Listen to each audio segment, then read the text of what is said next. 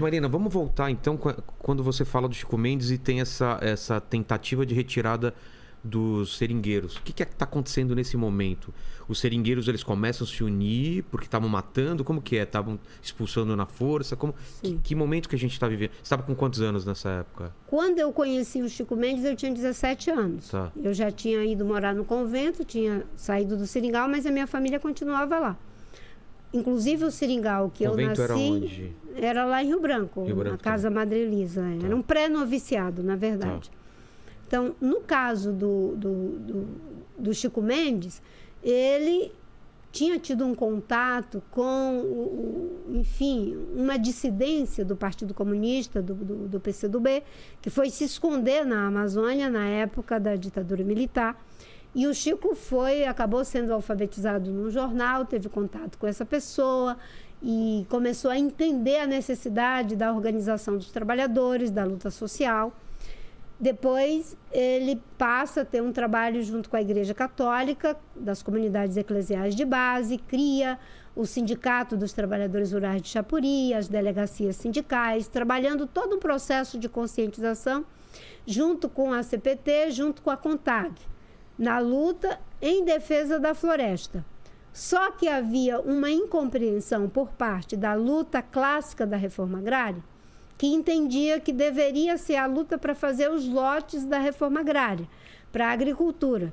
E o Chico Mendes dizia, não, aqui nós não queremos dessa forma. Aqui nós queremos são as nossas colocações, que não é um lote quadrado, é irregular, porque as árvores estão distribuídas a alhures na floresta, de castanheira, de seringueira e assim por diante. Então, nós queremos as nossas colocações e manter a floresta preservada.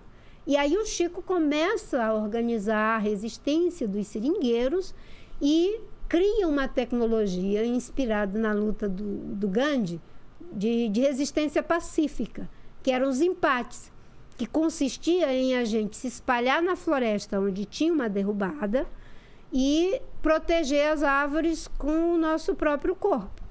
E geralmente, como as pessoas que estavam trabalhando eram filhos de vizinhos, de compadres, conhecidos, que já tinham sido expulsos de suas casas e agora estavam trabalhando assalariadamente em alguma fazenda para fazer essas derrubadas, dificilmente alguém tinha condição e tinha coragem de derrubar a árvore em cima do seu tio, do seu avô, do seu padrinho, do seu primo.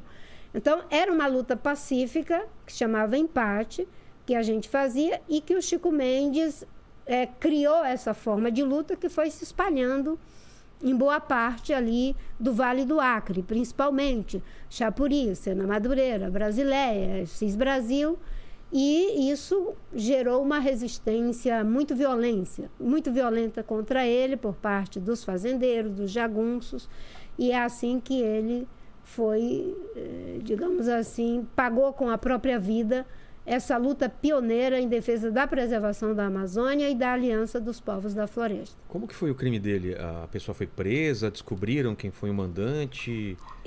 A pessoa foi o Darli.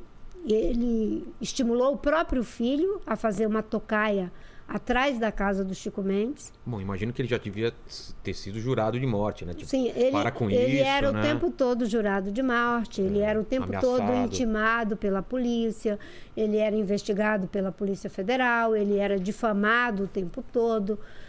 Havia, enfim, era uma morte anunciada, não é? Ele estava na mira de tiro. E ele fez uma escolha de não sair de Chapuri, porque ele tinha muito convite para ir para o Rio de Janeiro, até mesmo para fora do Brasil. Mas ele disse, a minha vida só faz sentido resistindo aqui, com os companheiros. Nossa, E criou a cooperativa, criou as escolas da floresta, não é? Inclusive eu tenho um amigo que é um grande educador, o Binho, que foi um dos primeiros coordenadores do projeto Seringueiro, que consistia em alfabetizar os seringueiros, que a maioria eram todos analfabetos.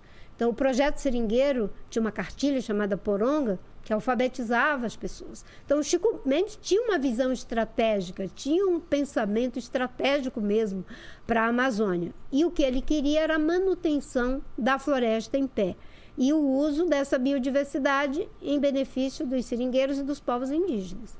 Mas, infelizmente, ele foi assassinado só que antes dele foram assassinadas pelo menos 5 pessoas que eu acompanhei antes do assassinato dele, dessa luta. Do mesmo movimento? Do mesmo movimento. Ele tinha acabado de ganhar uma batalha com um desses empates, desse fazendeiro chamado Darli, numa fazenda chamada lá do Seringal Cachoeira, e depois dessa vitória que eles tiveram, ele fez essa emboscada e assassinou o Chico Mendes. Covardemente, né? Sim. Que absurdo. E aí, com isso, chamou a atenção do mundo para todo mundo, né? E mudou alguma coisa depois disso ou continua ainda... Uma coisa que mudou foi que o mandante e o assassino foram presos. Mas... Quanto tempo depois? Demorou muito isso? Olha, a pressão nacional e internacional foi muito grande.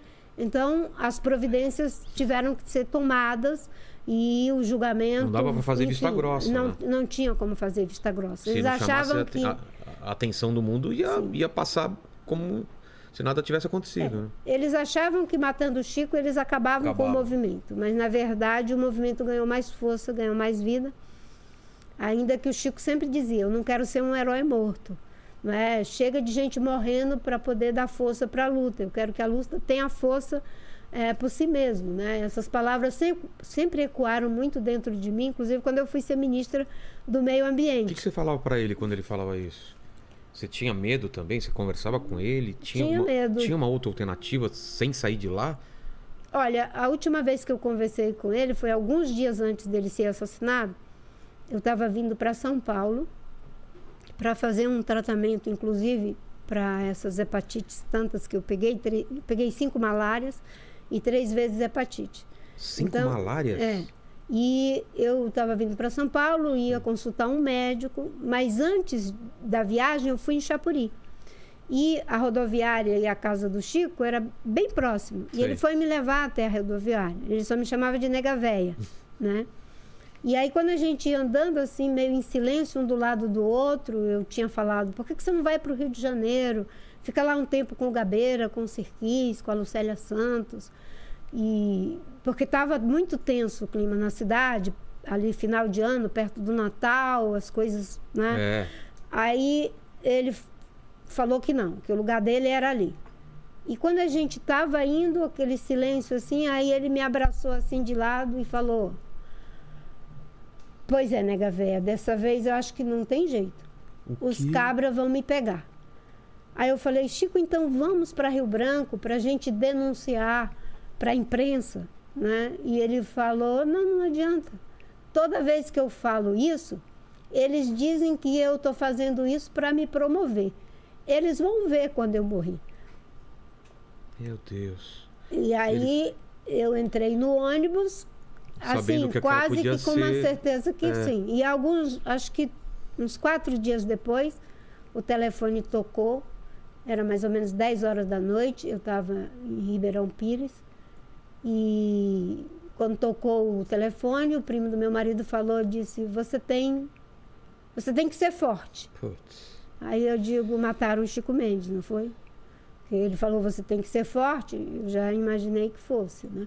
E aí começou, 3 dias depois, com a repercussão que deu internacional, New York Times, a mídia brasileira desceu em Chapuri e aí teve toda uma repercussão e todo um esforço da CPT, da CONTAG, de pessoas que nos ajudavam de dentro e de fora do Brasil, Maria Alegrete, Steve Schwartzman, Manuela Carneiro, Mário Almeida, pessoas, Gabeira, Lucélia Santos, Sirquis, Carlos Mink, o bispo Dom Moacir. Havia ali todos nós uma verdadeira frente para que aquilo não ficasse impune. Não é? E o triste é a gente verificar que tantos anos se passaram e agora os índios Yanomamis continuam na linha de tiro, não é? As meninas e as mulheres Yanomamis sendo embriagadas por garimpeiros e estupradas até a morte. A gente vê o que aconteceu agora na terra indígena Chipaia. A gente vê o que acontece com várias comunidades indígenas, não é? Que inclusive temos a felicidade de ter a primeira mulher eleita deputada federal, que é a Joênia Iapixana. e que está fazendo um trabalho belíssimo no Congresso Nacional. Aqui, né? Seria ótimo. Não é? E tem várias mulheres indígenas que estão saindo agora, a Wanda Itoto lá no Amazonas, a Mayau lá no Pará, dos Caiapós, a Soninha Guajajara, né, do povo Guajajara do Maranhão.